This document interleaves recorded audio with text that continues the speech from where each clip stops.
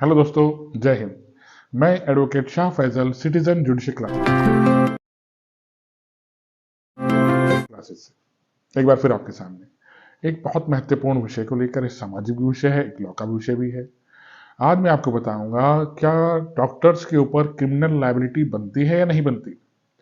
Doctor ने किसी काम को करने में, अपने काम को करने में उपेक्षा बढ़ती है तो क्या उसको क्रिमिनल लायबिलिटी उनके ऊपर बनती है, या उनकी लायबिलिटी टॉर्ट या अपकृत्य विधि में बनती है? क्या उनसे हम कंपनसेशन ले सकते हैं? ठीक, डॉक्टर से हम कितना कंपनसेशन ले सकते हैं उसके बारे में बताऊंगा दोस्तों। डॉक्टर को किस तरह से क्रिमिनल लायबिलिटी में लाया जाएगा उसके बारे में बताऊंगा।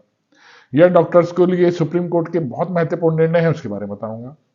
सुप्रीम कोर्ट ने कैसे बताया कि डॉक्टर्स की उपेक्षा के लिए उनको दायित्वहीन नहीं ठहराया जा सकता जब तक घोर उपेक्षा सिद्ध ना हो गई हो। दोस्तों चलिए दोस्तों शुरू करता हूं। मेरी वीडियो शुरू करने से पहले हमेशा की तरह आपसे अपील, मेरी वीडियो को लाइक और सब्सक्राइब कीजिएगा दोस्तों।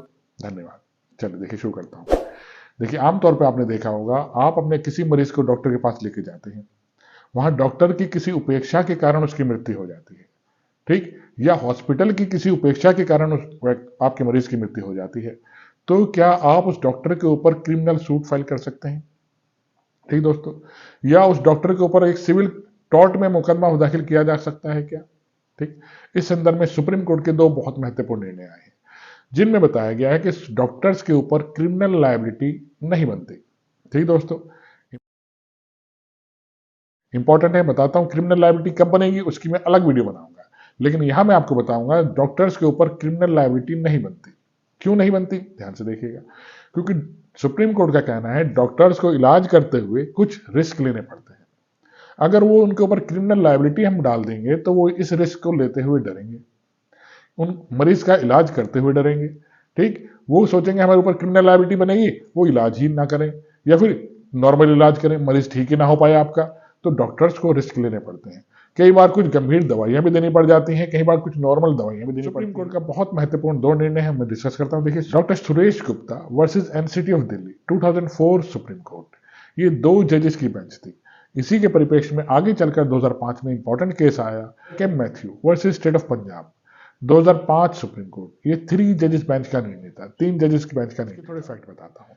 इस केस में एक लड़की अपने पिता को हॉस्पिटल लेकर जाती है। उसके पिता की सांस फूल रही थी। उसके पिता को ऑब्वियसली हार्ट अटैक शायद आया हो। उसके पिता को ऑक्सीजन की आवश्यकता थी। वो हॉस्पिटल में लेके गई, लेकिन हॉस्पिटल में उस समय ऑक्सीजन मौजूद नहीं थी। किसी कारणवश उस हॉस्पिटल ने कहा, आप हमारे यहाँ ऑक्सीजन नहीं है, आप दूसरे हॉस्पिटल में चले जाइए। इसी बीच उसके पिता की डेथ हो जाती है। ठीक, तो वो लेडी अपने पिता की मृत्यु के लिए डॉक्टर के ऊपर सूट फाइल करती है, क्रिमिनल नेग्लिजेंस का। 304 ए उपेक्षा द्वारा मृत्यु कारित करना आईपीसी में, 304 ए आईपीसी में। अब देखिए 304 ए आईपीसी क्या कहती है, पहले वो समझाता हूं आपको, ध्यान से देखिएगा। 304 डेथ बाय नेग्लिजेंस, उपेक्षा द्वारा मृत्यु कारित करना। Whoever causes the death of any person by doing any rash or negligent act not amounting to culpable homicide shall be punished with imprisonment of either description for a term which may extend to 2 years or with fine or with both। 304 ए उपेक्षा द्वारा मृत्यु कैद करने में उस व्यक्ति को 2 साल की सजा और जुर्माने का दंड मिल सकता है दोस्तों। ठीक, अब इस महिला ने उनके ऊपर सूट फाइल किया डॉक्टर के ऊपर कि आपको हॉस्पिटल में ऑक्सीजन मौजूद होनी चाहिए थी, जिस कारणवश मेरे पिता की डेथ हो गई। अब सुप्रीम कोर्ट ने सारे फैक्ट्स इस केस में देखे, JK Mathew versus state of Punjab वाले केस में, और देखा डॉक्टर्स के ऊपर क्रिमिनल लायबिलिटी हम एक तरह से उनको अगर क्रिमिनल लायबिलिटी में डाल देंगे, 304 ए में उनके ऊपर आसानी से डाल देंगे, तो वो इलाज करते हुए डरेंगे, रिस्क लेते हुए डरेंगे। ठीक, तो उनके ऊपर क्रिमिनल लायबिलिटी एक तरह से नहीं बनती। ये केस इंपॉर्टेंट है, ध्यान रखिएगा। JK Mathew versus state of Punjab 2005 supreme court एक तरह से डॉक्टर्स की क्रिमिनल लायबिलिटी में लाने से उनको बचाता है। लेकिन क्या सिविल सूट फाइल कर सकते हैं? हाँ दोस्तों, सिविल में उनके ऊपर सूट फाइल कर सकते हैं अगर उन्होंने नेग्लिजेंस बरती है, उपेक्षा बरती है। आप उनके ऊपर टॉर्ट में मुकदमा कर सकते हैं, उनसे कंपनसेशन ले सकते हैं। जैसे एग्जांपल देता हूं, आपने आंख का ऑपरेशन कराने के लिए स्पेशलिस्ट के पास गए आप, और उसने आंख में आपके मोतिया थे, लेकिन आपकी आंख ही खराब कर दी। ठीक, आप डेंटिस्ट के पास गए, डेंटिस्ट ने आपके एक जाड़ निकाले थे, 2 जाड़ निकाल दी, तो आप उनके ऊपर टॉर्ट में लायबिलिटी बनती है, टॉर्ट में मुकदमा फाइल कर सकते हैं। टॉर्ट में मुकदमा फाइल कीजिए पूरे प्रमाण के साथ, पूरे एविडेंसेस के साथ कि सर देखिए डॉक्टर ने उपेक्षा बरती है और हमें इनसे कंपनसेशन दिलवाइए। तो न्यायालय आमतौर पर आपको कंपनसेशन दिलवाते हैं दोस्तों।